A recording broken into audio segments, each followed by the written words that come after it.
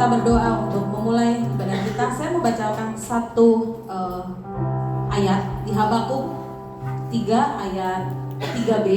Katanya seperti ini.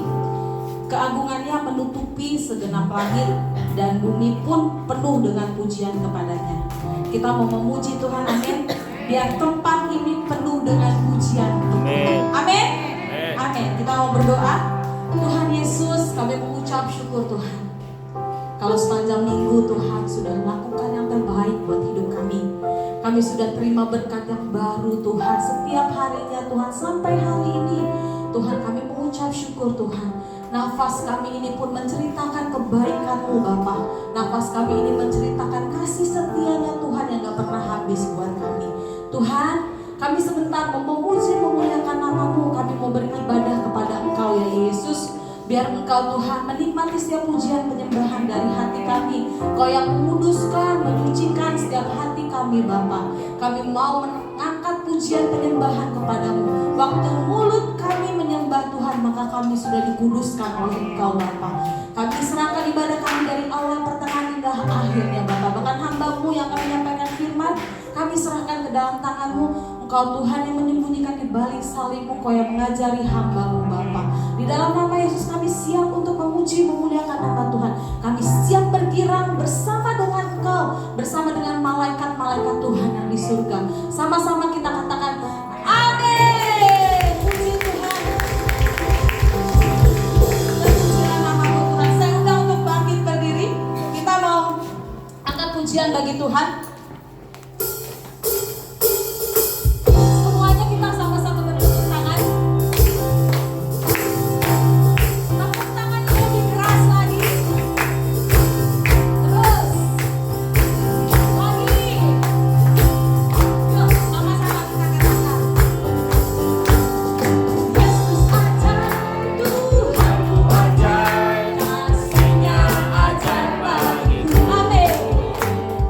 Yes.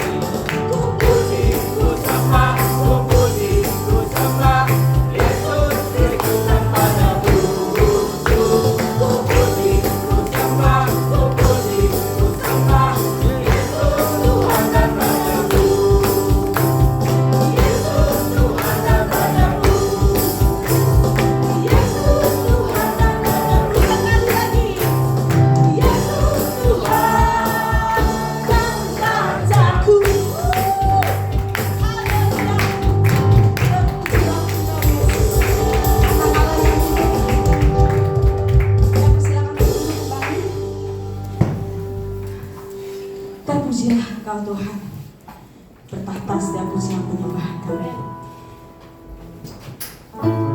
Sebentar saya akan berikan informasi buat kita semua bahwa GBI Live tidak menyebarkan kolektor atau kantong persembahan buat kita yang rindu untuk menabur buat tempat ini, memberikan persembahan buat tempat ini untuk pekerjaan Tuhan di tempat ini. Ada kontak di bawah, dipersilakan. Demikian informasi yang boleh kami berikan. Kita akan mendengarkan firman Tuhan.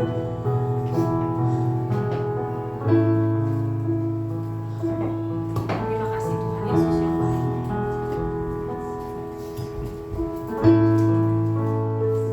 Kita mau saat teduh sebentar aja.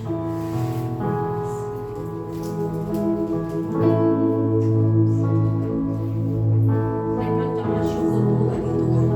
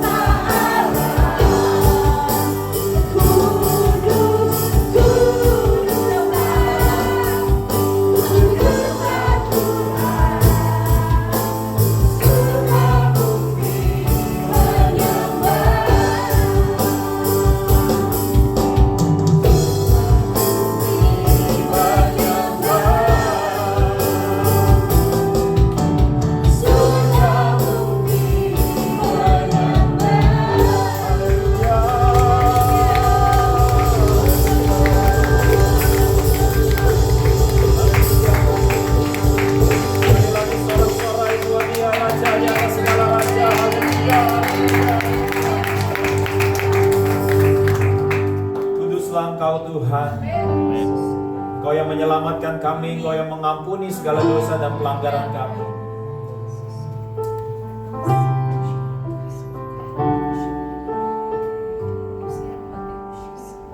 Firman-Mu berkata, Bapa, jika 2 atau 3 orang berkumpul di dalam nama-Mu Yesus, Kau hadir di tengah-tengah kami.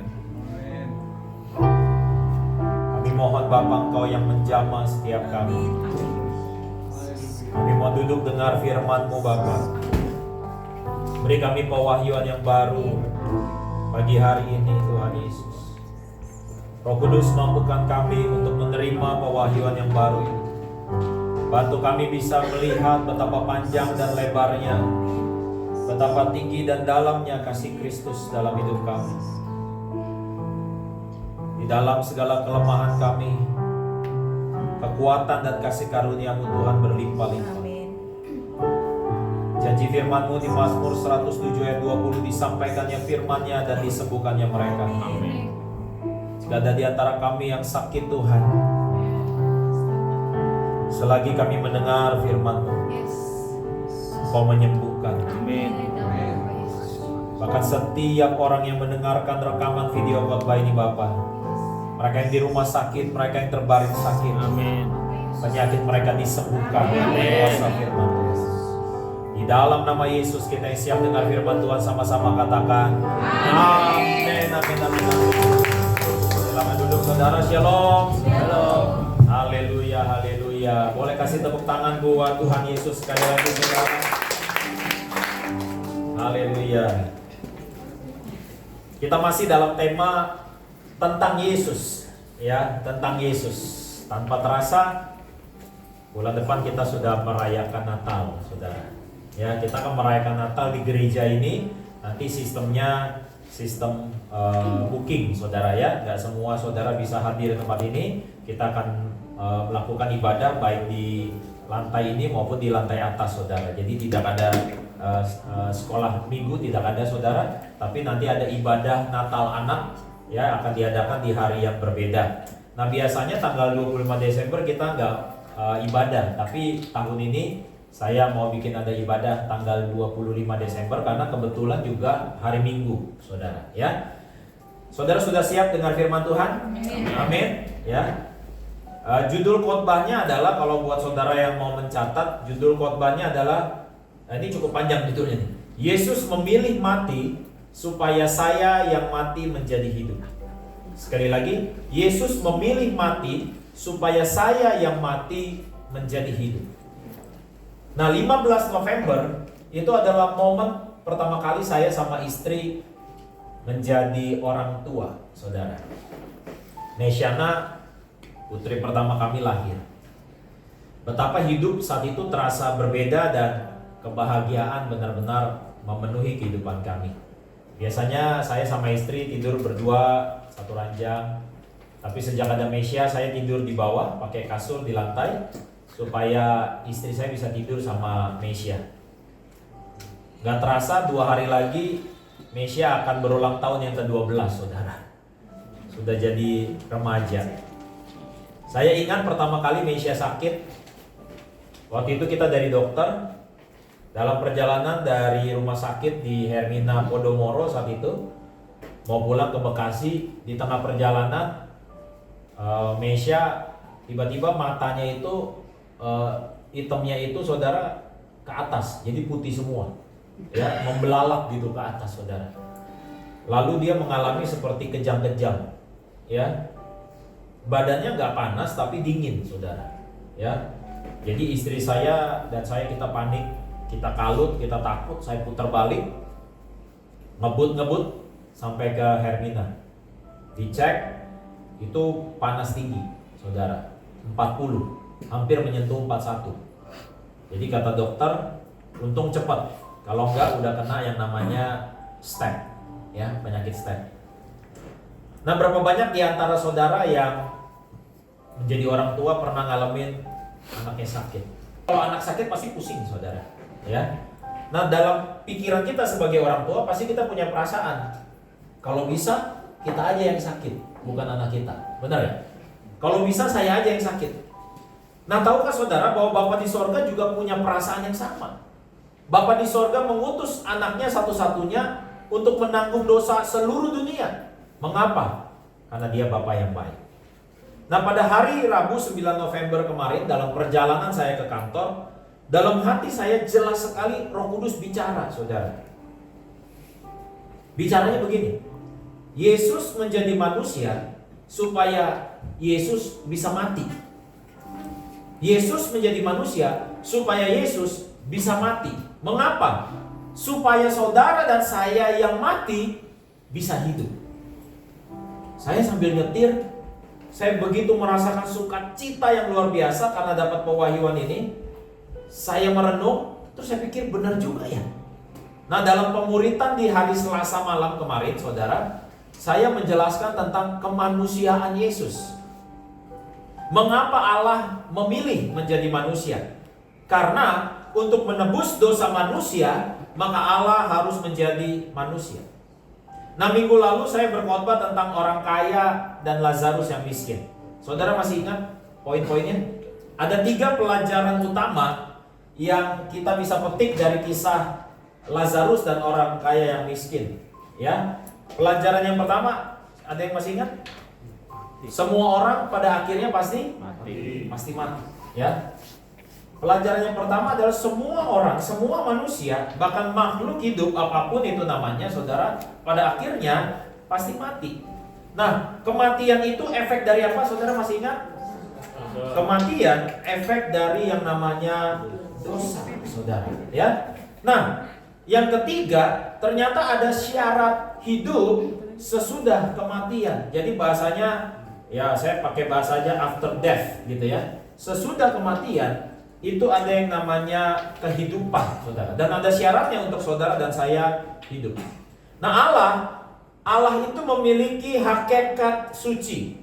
Allah tidak bercela, Allah tidak berdosa, Allah bukan makhluk hidup seperti manusia, seperti hewan atau tumbuhan yang punya kemungkinan untuk mati. Allah tidak dapat mati jika Allah dalam keberadaannya sebagai Allah. Jadi tiap minggu saya mengajar kepada saudara. Saya baru kemarin diteguhkan oleh seorang hamba Tuhan bilang begini di dalam sebuah khotbahnya, bahwa di dalam Injil kalau saudara lihat Yesus berjalan berkeliling, ya, kata Yesus berkhotbah itu gak lebih dari 10 kali, saudara. Kata Yesus berkhotbah itu gak lebih dari 10 kali. Tetapi yang banyak adalah Yesus mengajar. Yesus mengajar. Yesus mengajar di bait Allah, Yesus mengajar di sana, Yesus mengajar di sini. Dan bahkan salah satu amanat agung Tuhan Yesus adalah apa? Pergilah ke seluruh dunia, jadikan semua bangsa apa? Murid. Bukan pendengar, murid, saudara. Jadi saya pakai kesempatan di hari Minggu ini untuk ngajar saudara. Allah kalau dalam keberadaannya sebagai Allah, dia gak bisa mati. Kalau saudara buka Filipi 2 ayat 5 sampai 8, nah ini kita baru buka Alkitab. Filipi 2 ayat 5 sampai 8, saudara bisa lihat juga nanti di layar, boleh tampilin ayat pertama di layar. Hendaklah kamu dalam hidupmu bersama menaruh pikiran dan perasaan yang terdapat juga dalam apa? Yang walaupun apa? Dalam rupa Allah. Katakan bersama saya, rupa Allah. Di dalam kealahannya, maksudnya begitu saudara. Tidak menganggap kesetaraan dengan Allah itu sebagai apa? Milik yang harus dipertahankan. Melainkan telah apa? Mengosongkan dirinya sendiri.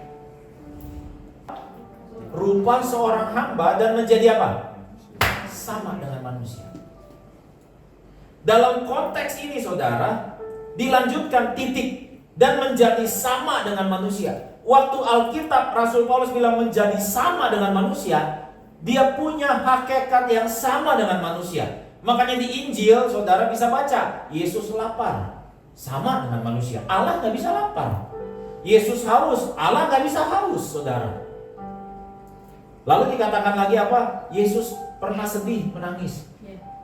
Yesus bahkan disalib berdarah, saudara. Makanya dilanjutin kalimatnya apa? Dan dalam keadaannya sebagai manusia, ia telah merendahkan dirinya dan taat sampai apa?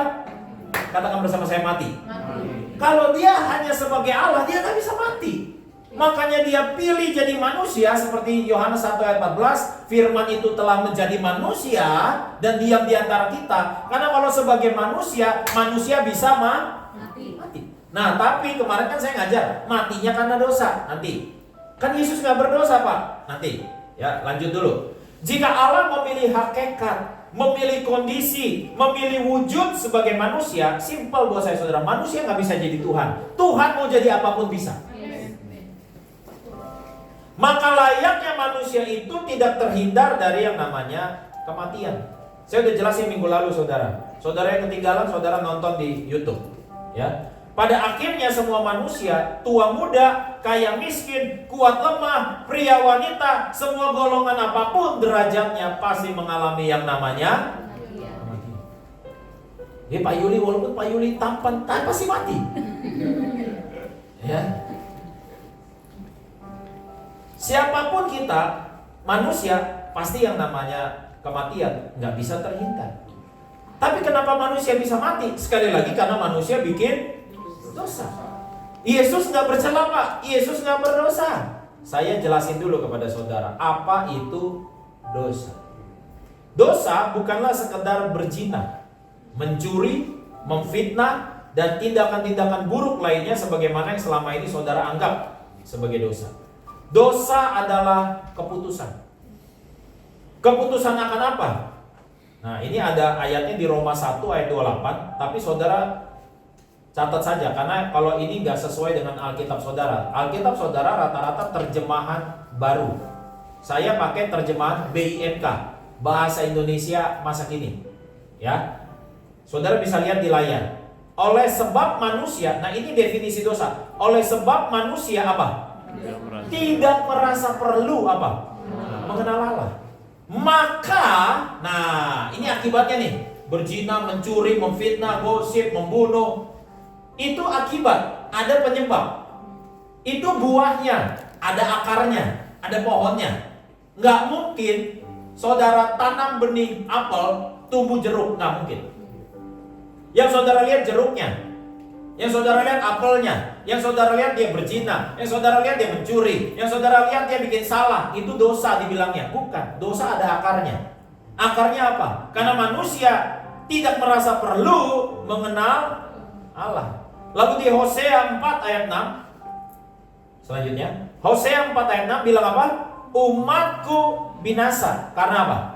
Tidak mengenal Allah. Kenapa nggak mengenal Allah? Karena engkaulah yang menolak pengenalan itu. Jelas-jelas dia tolak mengenal Allah. Tuhan sudah mengingatkan Adam dan Hawa untuk tidak makan buah pengetahuan yang baik dan yang jahat. Namun Adam dan Hawa memilih untuk tidak mempedulikan Allah. Tidak merasa perlu untuk taat kepada Allah. Sehingga di situ dimulai yang namanya dosa.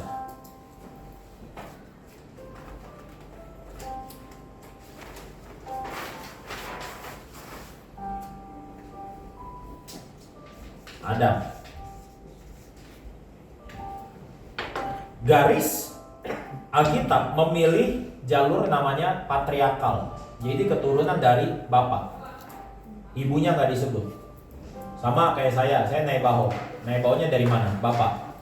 Ya, saudara mungkin ada yang misalnya orang Chinese marganya Lin. Pasti Linnya dari bapak, bukan dari mama.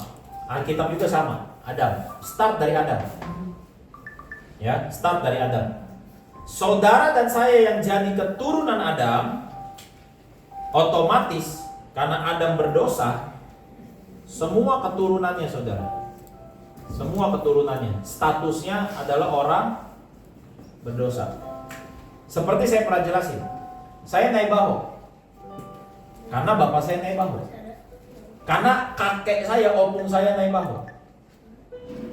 Saya mau tanya sama saudara, kalau opung saya usia 5 tahun meninggal, saya ada gak?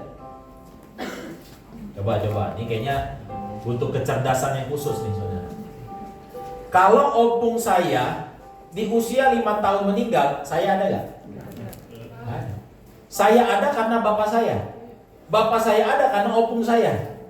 Opung saya Naibaho, saya gak bisa milih, saya jadi Naibaho. Saya jadi Naibaho.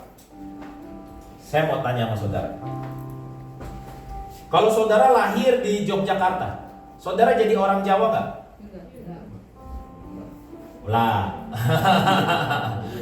Ulang nih.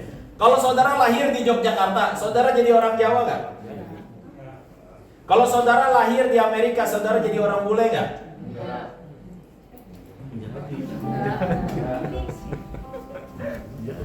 Ulang.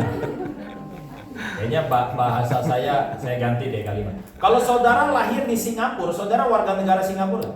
Iya. Kalau saudara lahir di Amerika, saudara warga negara Amerika nggak? Pagi-pagi bikin bingung nih Pak Ji. Tergantung namanya Amerika bukan. Kewarganegaraan itu saudara, itu tergantung di mana saudara lahir. Jadi kalau orang Amerika, dia lahir di Indonesia, dia warga negara Indonesia. Saudara mau orang Chinese mata sipit, saudara lahir di Amerika, saudara warga negara Amerika. Nah sekarang saya balik lagi. Bu Joyce nih orang Manado.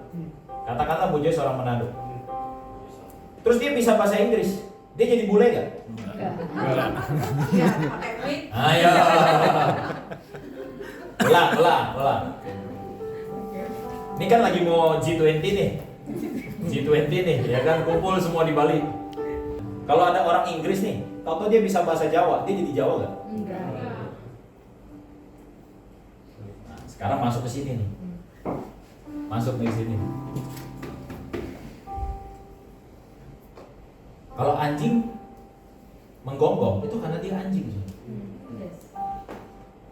Saudara pernah lihat gak anjing meong? Bisa niruin suara, tapi dia nggak jadi kucing. Kucing menggonggong jadi anjing nggak? Anjing lu. Gitu. Perempuan, ini rata-rata saya lihat kayak Marta, kayak Yanti tadi pakai celana panjang, jadi cowok kan mereka? Enggak. Ayo. Bonang pakai rok jadi cewek gak? Nih, saya mau bilang sama saudara. Semua orang yang lahir dari Adam, dia bikin dosa. Kenapa dia bikin dosa? Karena orang berdosa. Karena dia orang berdosa. Makanya dia bikin dosa. Dia melakukan dosa karena dia pada hakikatnya adalah orang berdosa. Saya bahasa Inggris karena pada hakikatnya ya gue orang bule, gue orang Amerika. Waktu saya ngajar di sekolah international school, ada salah satu orang ekspatriat, kan nggak boleh bilang bule ya, rasis. Ekspatriat. Ada seorang ekspatriat, saya dengar-dengar kok bahasa Inggris dia ngaco gitu loh grammarnya. Grammar dia ngaco. Lalu saya tegur, kayaknya kamu salah deh ngomongnya. Tahu dia jawab apa? Yang bule siapa? Ya benar juga, yang bule dia. Dia bilang apa? Yang bule siapa? Terus dia bilang apa? Because I speak English, it's because my mother tongue katanya. My mother tongue. Tahu nggak mother tongue?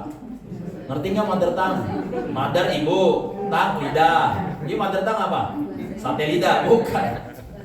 Bahasa ibunya artinya dari dia baby, dia udah ngomongnya bahasa Inggris, gitu loh. Jadi dia bilang, ini gua lahir begini. Karena dia menaruh identitasnya sebagai orang Amerika, orang Inggris, makanya dia berbahasa Inggris. Kalau dia berbahasa yang lain, nggak menjadikan identitasnya berubah.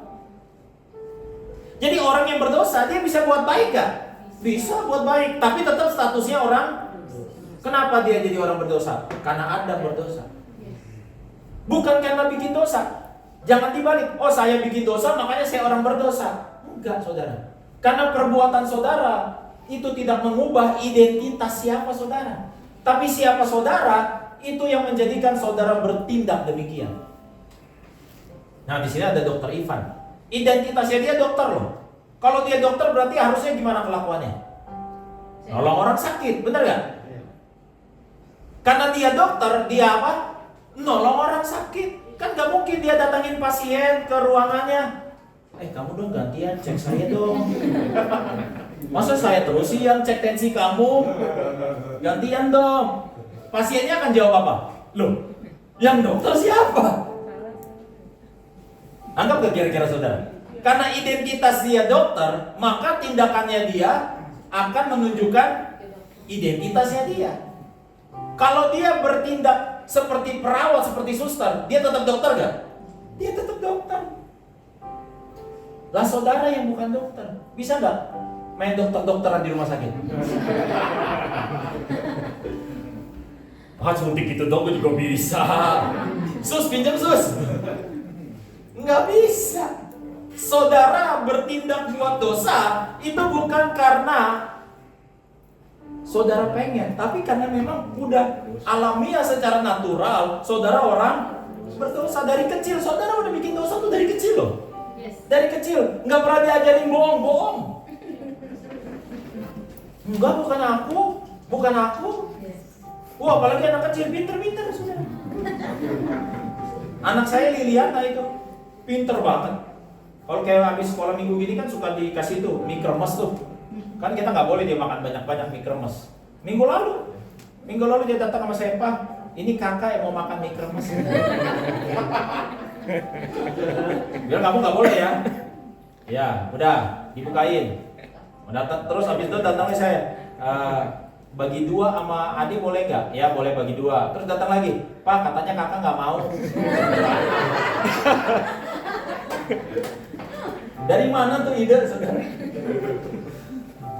Saya pernah nemuin anak kelas 3 SD nyontek loh. Saya bilang, what is that? Waktu saya masih ngajar jadi guru. What is that? Dia bisa, itu kertas contekannya dia roll, ya diacak-acakin, ditutup begini, ya. Terus dia buang sambil bilang, I don't know. I don't know. Jadi saudara dan saya itu sudah ada benih dosa dari sejak saudara lahir. Oh ya betul, anak bayi masuk surga, belum mengerti, betul. Tapi dosa saudara dihitung sejak saudara lahir sebagai manusia. Roma 6 ayat 23, semua orang yang berbuat dosa upahnya adalah maut. Upahnya maut. Maut itu apa? Kematian, saudara. Sama seperti khotbah saya minggu lalu, ada 3 jenis kematian. Apa aja? Ayo, ada yang masih ingat gak? Ya, kematian rohani, ya. Habis itu kematian apa? Jasmani. Habis itu apa lagi? Kekal. Nah, iblis itu, saudara, Yohanes 10 ayat 10 bilang, iblis itu datang untuk apa? Mencuri. Dia curi dulu nih, hubungan saudara sama Tuhan terputus. Habis mencuri, membunuh. Nah, dibunuh, saudara selesai di dunia ini. Dan membinasakan, kekal. Tapi Yesus datang untuk kasih saudara hidup dan hidup dalam segala kelimpahan. Nah, mati rohani terputus hubungan dengan Allah. Mati jasmani terputus hubungan dengan tubuh. Mati kekal terputus selamanya baik Allah maupun tubuh. Baik Allah maupun tubuh. Yesus memilih menjadi manusia supaya ia bisa mati, saudara. Mati secara apa? Sama kayak saudara. Mati pertama Yesus, mati secara rohani. Ayatnya buka deh. Matius 27 ayat 46 bilang begini. Kira-kira jam 3 waktu Yesus lagi disalib nih, berserulah Yesus dengan suara nyaring. Eli, Eli, lama sabachthani. Artinya apa? Allahku, Allahku, mengapa engkau di kayu salib?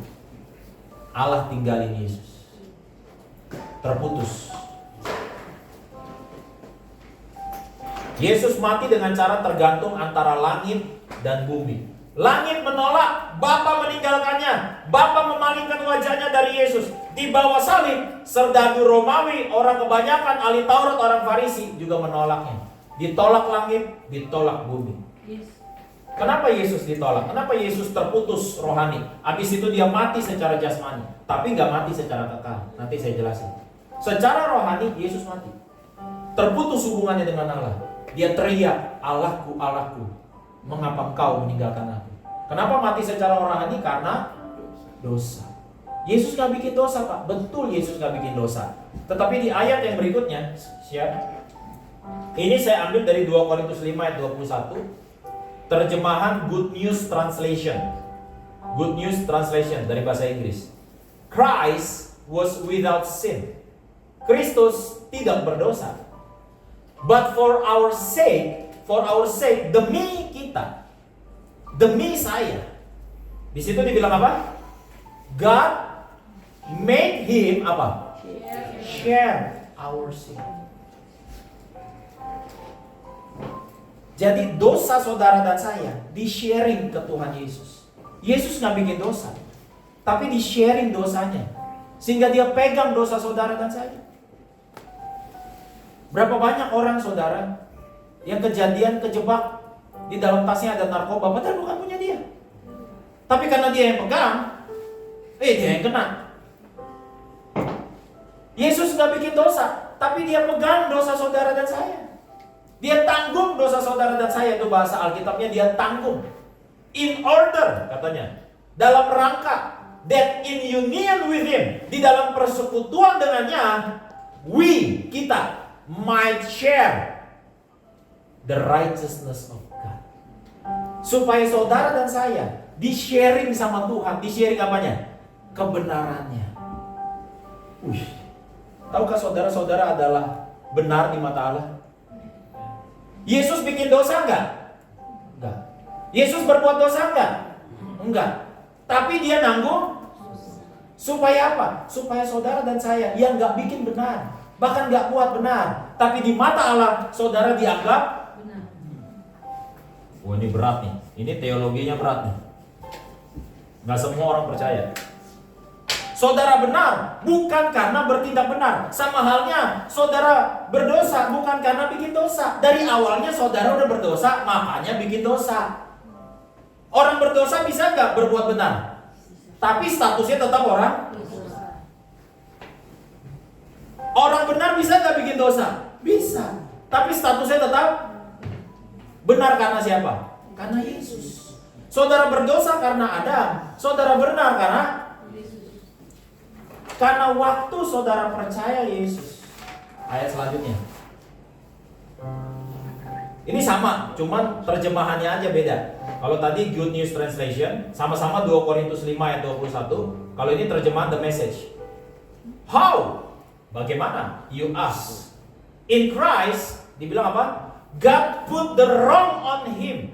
Kayak ditaruh di atas. God put the wrong on him. Ditaruh label, salah, berdosa.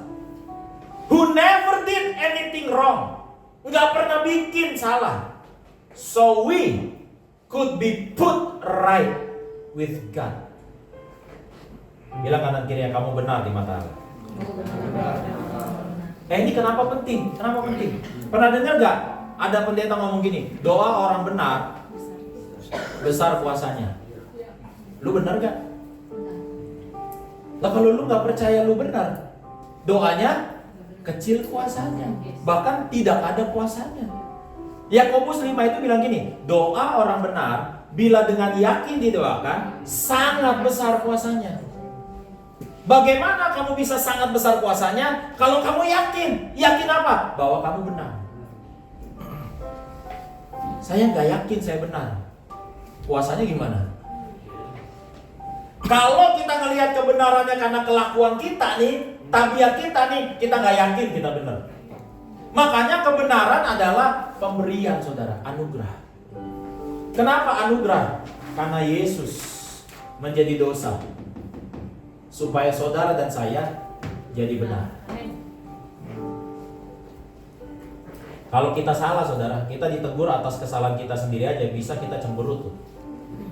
Kita nggak suka. Padahal lu salah, kok ditegur malah nggak suka. Kayak orang yang berhutang tuh biasanya lebih galak dari yang nagih. Nah, kira-kira gimana reaksi saudara kalau saudara benar terus disalahin? Pak, Bu, gimana responnya? Engkau benar terus disalahin. Wih, langsung reaksinya kan, gila lu, gua bener. Nah, beda sama Yesus. Yesus benar, Yesus gak salah, Yesus gak berdosa, tapi Yesus mati di atas salib untuk menggenapi kehendak Allah. Yesus tanggung dosa saudara dan saya. Bukan hanya nanggung, Alkitab bilang dia menjadi dosa. Karena Yesus menjadi dosa, dan upah dosa adalah maut. Makanya dia harus disalib, mati di atas kayu salib. Dia mati secara rohani, Allahku, mengapa engkau meninggalkan aku? Lalu dia mati secara jasmani, tapi ternyata perbuatan dia ini menggenapi kehendak Allah. Sehingga ketika dia menggenapi kehendak Allah, dia gak layak mati kekal. Dia bangkit pada hari yang ketiga. Dia bangkit pada hari yang ketiga. Coba buka Yesaya deh. Ini nggak ada ayatnya di sini. Roh Kudus ingetin saya. Sorry ya, waktunya agak ngaret sedikit ya. Yesaya 53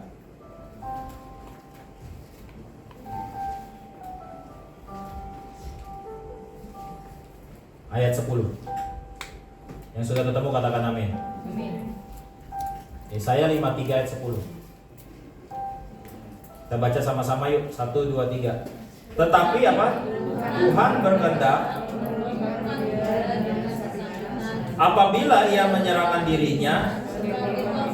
Stop situ dulu. Sebagai apa? Korban apa? Penebus salah. Salahnya siapa? Salah kita. Dia jadi korbannya untuk nebus salahnya kita. Ya, lanjut. Ia akan melihat apa? Stop sampai situ. Saudara tadi keturunan siapa? Tapi kalau saudara percaya Yesus, saudara jadi keturunannya. Makanya orang Kristen yang percaya Yesus dibilangnya lahir baru. Nangkep gak? Makanya dibilangnya lahir baru. Emang saudara lahir betulan? Enggak. Kalau saudara tanya, Pak, emang saya nanti masuk lagi kandungan terus lahir lagi? Itu pertanyaan saudara kayak Nikodemus. Nikodemus itu imam yang paling pintar pada zaman itu. Di Yohanes 3, dia diam-diam keluar malam-malam ketemu Yesus. Terus Yesus bilang sama Nikodemus, kamu harus dilahirkan kembali. Oh, berarti saya harus masuk rahim ibu saya lagi, keluar lagi lahir. Kamu gak bisa ngerti pakai logika manusia. Kamu bisa ngerti kalau percaya. Karena tiada yang mustahil bagi Allah. Karena tiada yang mustahil bagi Allah. Kalau kita pakai logika, kok bisa Yesus mati ya? Kok bisa Allah jadi manusia? Nggak masuk, saudara. Mau pakai YouTube debat Kristen Islam gak akan kelar-kelar, saudara. Gak akan kelar-kelar. Karena ada yang gak masuk di sini, tapi bisa masuk di sini. Gak masuk di otak, tapi masuk di hati. Pak, coba saya tanya sama bapak-bapak di sini nih, para suami nih. Ayo, udah ngerti sama istrimu? Kok bisa ngerti istrimu? Bisa. Gimana ngertiin perempuan?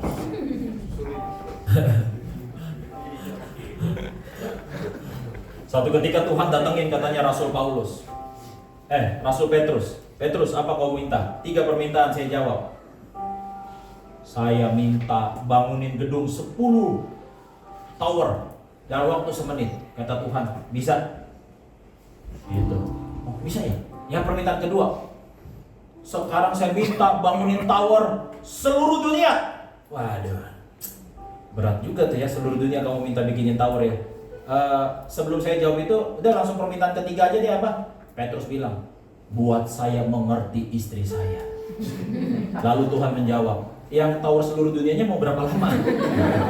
Saya kerjain itu aja katanya. Kita aja, saya nih nggak bisa ngerti istri saya sepenuhnya, istri nggak bisa ngerti suami sepenuhnya. Saudara, ini yang orang tua aja suka datang ke saya, pusing saya mah anak zaman sekarang. Nah, saudara aja nggak bisa ngerti anak saudara. Terus kita seolah-olah mau mengerti seluruhnya tentang Tuhan. Tapi saya yakin saudara akan mendapatkan pewahyuan, pencerahan dari Roh Kudus, saudara. Amin. Dikatakan tadi Yesaya 53 ayat 10, lanjut lagi apa bilang? Ia akan melihat keturunannya, umurnya akan lanjut, dan apa? Kehendak Tuhan akan terlaksana olehnya. Ayat 11, coba yang baca sama-sama, 1, 2, 3. Sesudah kesusahan jiwanya, ia akan melihat apa? Terang, dan menjadi apa? Puas. Habis puas ada apa itu? Ada tanda baca apa habis puas? Nah, titik koma itu artinya apa? Definisinya puas. Menjelaskan kenapa puas. Apa yang bikin Tuhan puas? Apa dibilang? Dan hambaku itu sebagai apa? Orang yang benar akan apa? Stop sampai situ. Hambaku yang benar akan bilang kanan kirinya, kamu dibenarkan. Amin. Coba ayat yang selanjutnya. Nih, tetapi Allah yang kaya dengan rahmat, oleh karena kasih-Nya yang besar, yang dilimpahkannya kepada kita, apa? Telah. Dari mana ayatnya itu? Efesus 2, saudara. Saudara catat aja Efesus 2 ayat 1 sampai 6. Tetapi Allah yang kaya dengan rahmat, oleh karena kasih-Nya yang besar, yang dilimpahkannya kepada kita, telah apa? Menghidupkan kita bersama-sama dengan Kristus, sekalipun kita telah mati oleh kesalahan-kesalahan. Ingat ya, saudara mati karena efek dosa. Tapi saudara hidup karena efek kebenarannya Allah. Karena Yesus mati di atas kayu salib buat saudara. Yohanes 11 ayat 25 sampai 26. Jawab Yesus, akulah kebangkitan dan hidup. Barang siapa percaya kepadaku, ia akan apa? Walaupun, dan setiap orang yang hidup yang percaya kepadaku tidak akan apa? Mati selama-lamanya.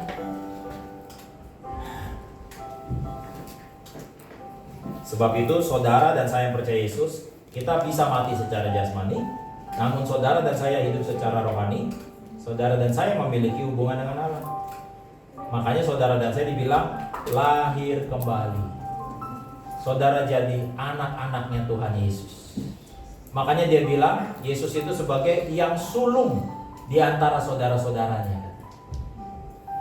Buat orang di luar Tuhan, kematian akhir dari segalanya. Bahkan awal dari penghakiman untuk semua perbuatan yang kita lakukan selama dunia. Saudara dan saya yang punya hubungan dengan Allah, oleh karena pengorbanan Yesus, kematian adalah awal dari kebahagiaan yang kekal. Pak, tapi ada ayatnya bahwa kita akan menghadap Allah dan dihakimi. Betul, saudara. Saudara dan saya akan dihakimi. Tetapi menariknya, saudara, tahu siapa jaksanya? Jaksanya iblis.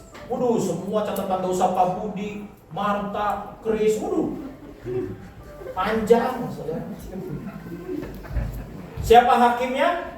Tuhan Allah. Siapa pengacaranya? Yesus. Di Roma 8 dibilang Yesus sebagai pengacara. Jaksa akan tuntut saudara. Jaksa akan ingetin kepada hakim apa kesalahan-kesalahan saudara. Dan betul kesalahan harus dihukum. Tapi yang menanggung cuma satu pribadi, yaitu Yesus Kristus. Satu ketika saya pernah lihat, ini kisah nyata. Kisah nyata di mana ada pengadilan, ada terdakwa, ada hakim. Terdakwanya simpel, gara-gara melanggar lalu lintas. Sehingga dia harus didakwa di pengadilan atas tindakannya melanggar lalu lintas. Dia harus bayar $100 atas pelanggarannya. Lalu hakim itu ketok palu. Terdakwa dinyatakan bersalah dan harus membayar denda $100. Yang bikin orang bingung, sang hakim keluar dari kursinya, turun sambil keluarin dompet dan kasih ke terdakwa $100. Nih, kamu bayar. Nggak taunya terdakwanya anaknya sendiri.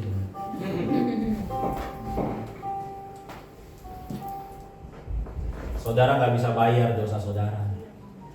Darah saudara nggak laku. Di mata Allah darah saudara busuk. Makanya yang bisa bayar darah Yesus. Dia pengacara, tapi dia hakim juga, saudara. Dia yang bayar dosa saudara dan saya. Dia bayar bukan pakai mobil mewah. Dia bayar bukan pakai emas dan perak. Dia bayar pakai darah yang mahal. Bilang kanan kirinya, kamu mahal. Bilang lagi, kamu mahal. Bilang lagi, jangan kelihatan susah. Saya mau tutup dengan ini, saudara. Ada satu podcast, di situ ada Sidney Mohede, ya, seorang hamba Tuhan dari JPCC, seorang artis rohani juga. Di podcast itu dia bilang, banyak orang itu hidupnya mau mengikuti passion. Oh, gua harus hidup harus dengan passion dong, gitu. Gua harus kejar passion gua. Tapi Sidney Mohede bilang, anak-anak Tuhan jangan hidup kejar passion, tapi kejar purpose. Tahukah saudara, kalau saudara beli sesuatu yang mewah pasti punya tujuannya ya. Orang beli mobil mewah punya tujuan. Untuk investasi kah, untuk pamer kah, untuk hobi kah? Saudara, orang tua menyekolahkan anak di sekolah yang mahal pasti punya tujuan. Biar pendidikannya bagus, lingkungan pergaulannya dan sebagainya. Allah Bapa itu keluar ongkos yang mahal banget loh buat saudara dan saya apa? Hidup kembali. Punya hubungan lagi. Sampai ia harus korbanin anaknya satu-satunya. Nggak pakai diskon, saudara. Yesus mati di atas kayu salib bayar dosa saudara dan saya. Bayar dosa saudara dan saya. Nggak pakai pay letter. Ya, agama seberangkat pay letter. Nanti di akhirat ditimbang baik dan buruk. Yesus di atas kayu salib bayar lunas. Dia bilang apa? Sudah selesai. Sudah beres. Supaya saudara dan saya punya tujuan. Ayat penutup. Coba yang terakhir. Nih, baca sama-sama. 1, 2, 3. Karena kita ini diciptakan dalam untuk apa? Yang apa?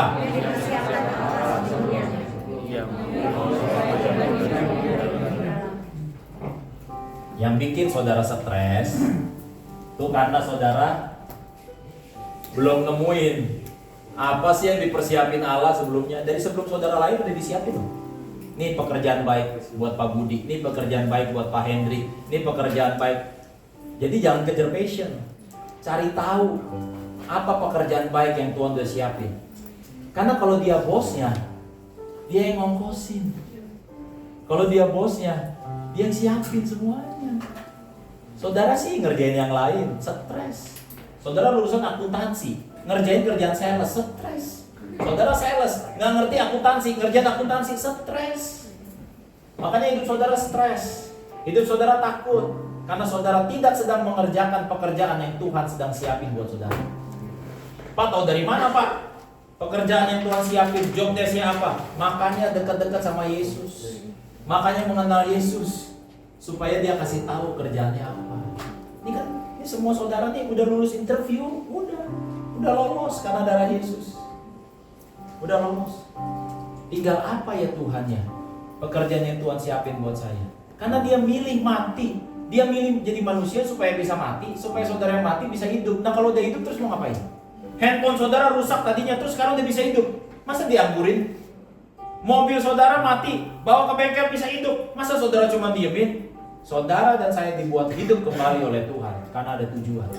Tujuannya ada pekerjaan baik yang dipersiapkan Allah sebelumnya, saudara. Sebelum saudara lahir. Alkitab bilang apa? Ia mau supaya kita hidup di dalamnya. Ia mau supaya kita hidup di dalamnya. Saya mau gambarin begini aja, saudara. Sorry kalau jelek ya.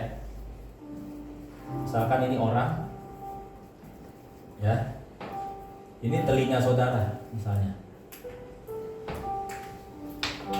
Katakanlah ini Tuhan. Ini Tuhan misalnya. Misalnya aja. Tuhan bicara sama saudara.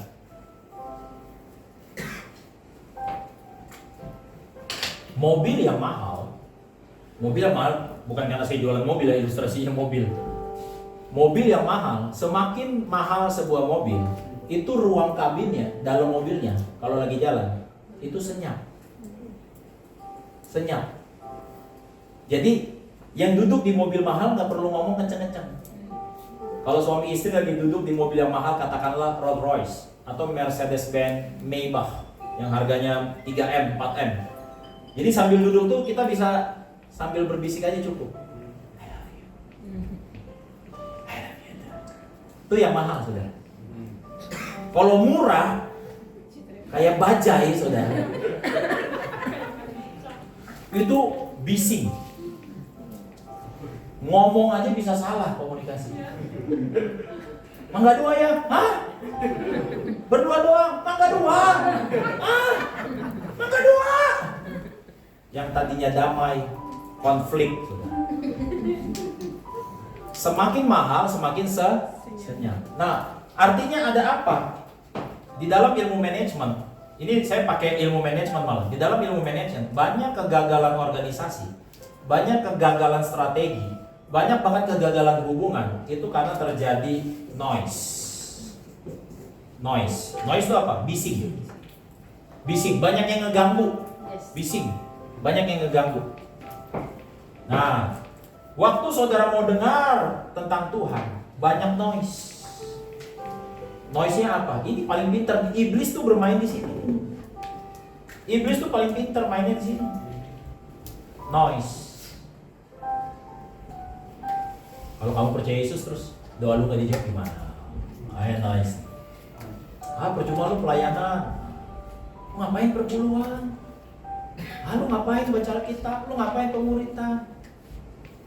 Lu ini kan kerjaan lu masih banyak. Kan lu gak bisa gini, gak bisa gini.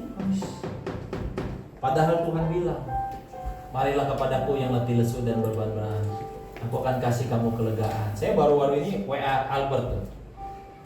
Saya bilang, manusia, ilmunya manusia, sorry ya, saya ambil waktu agak lama ya saudara ya. Saudara dan saya dalam hidup, kan saudara dan saya pengen hasil kan, benar gak? Yes. Saudara dan saya kan pengen result, hasil. Ya, tapi hasil itu kan ada kerja kerasnya dong, Pak Jun, harus ada effort dong, effort, bahasa saya effort. Nah, di dalam ilmu dunia, manjada wajada. Barang siapa yang bersungguh-sungguh mengusahakannya, maka ia akan berhasil.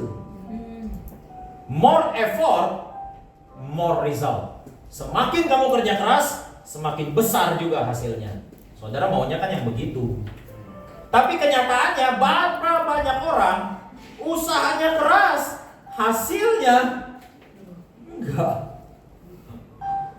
Ini kan yang saudara bilang bocuan. Ini kan yang saudara bilang gak worth it. Ini kan yang saudara bilang capek, stres, mabok, bisnis ini begini. Kenapa? Saudara merasa tetap kerja keras, tapi hasilnya kurang. Nah, kalau saudara berjalan bersama Tuhan, bisa begini loh. Effortnya biasa aja, tapi hasilnya luar biasa. Firman Tuhan bilang, ada orang yang bangun pagi-pagi, duduk-duduk sampai jauh malam makan roti yang diperoleh dengan susah payah. Tapi aku memberikan kepada mereka yang kucintai pada waktu tidur. Mau yang mana? More effort, more result.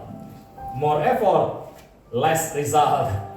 Atau less effort, more result. Berapa banyak orang kerja sampai kantong matanya dibilang kayak panda. Berapa banyak orang bilang sama saya, kerja saya udah kayak kuda pak, banting tulang, peras keringat, kepala jadi kaki, kaki jadi kepala. Saudara dan saya ditebus, jadi hidup lagi, supaya di mana saudara berada, perusahaan saudara diberkati, bisnis saudara diberkati, rumah tangga saudara diberkati, bukan karena kemampuan saudara, tapi siapa yang ada di dalam saudara. Makanya Yohanes bilang, roh yang ada di dalam kita lebih besar dari roh apapun yang ada dalam dunia ini. Kasih tepuk tangan buat Tuhan Yesus.